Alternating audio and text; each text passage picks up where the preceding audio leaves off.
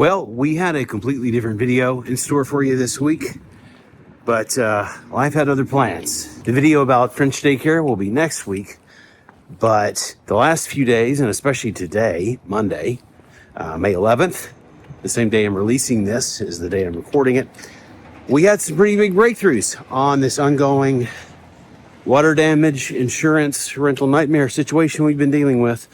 So I'm going to tell you about it as succinctly and hopefully as interestingly as I can in a way that will be useful to you should you ever, God forbid, find yourself in a similar situation. If you're new to the channel or you just have better things to do and haven't seen every single video, we had a water damage situation with an underground pipe that got broken that was discovered in mid-December. And ever since then, it has been a comedy of errors and neglect on the part of the landlord being proactive, and of the inability to contact my insurance company to interface with the landlord's insurance, although it is clearly a structural landlord issue, as the landlord's representative, aka her son, who kind of day-to-day manages the place, told me when he came and checked it out with their handyman back in December.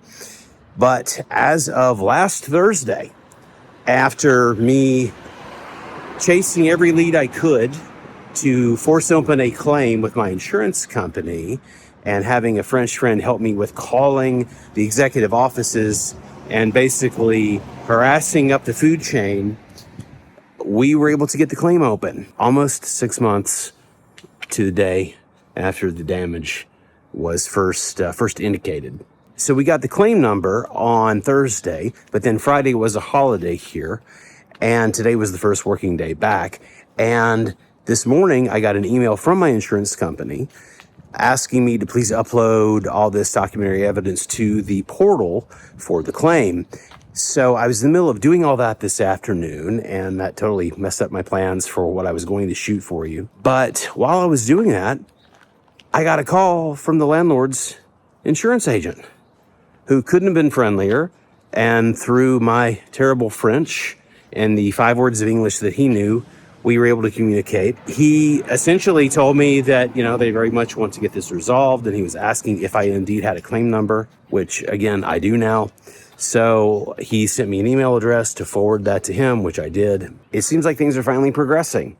Now, in the interim, because of the inaction on the part of my landlord, among other things, I have filed a claim with the Tribunal Judiciaire, and we have a conciliation hearing set. The earliest date was June 24th.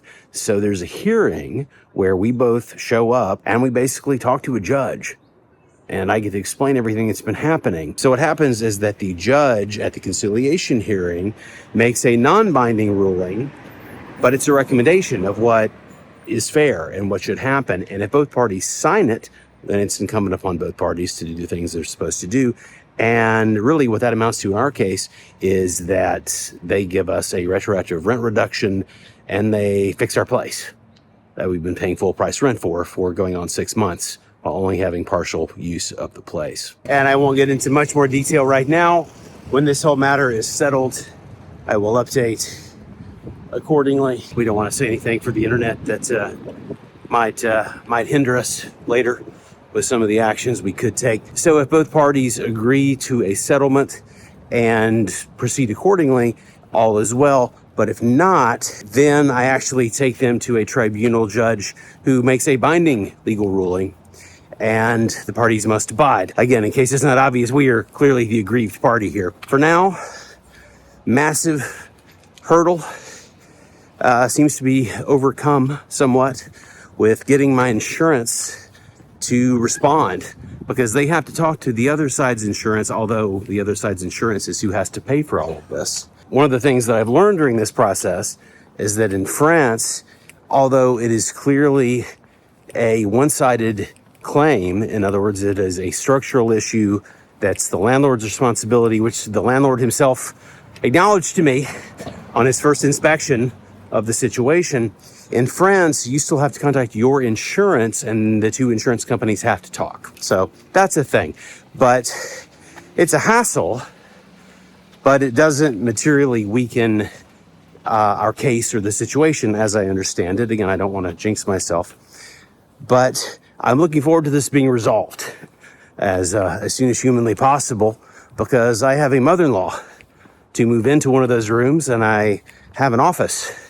It's currently in our bedroom that I really want to move back to the actual office and finish outfitting it as a studio for recording YouTube as well as music, because I have a lot coming up this summer and fall onward. So I'll give you an update on all that when I have one, but that's the situation for now. So the video that was going to be for this week will now be the video for next week, which is all about the main types of French daycare. If you're moving to France with a small child who is preschool age and you need daycare, you have some options.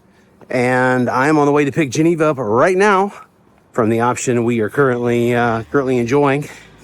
But I'll tell you all about that in the next video. Thanks for watching. See you then.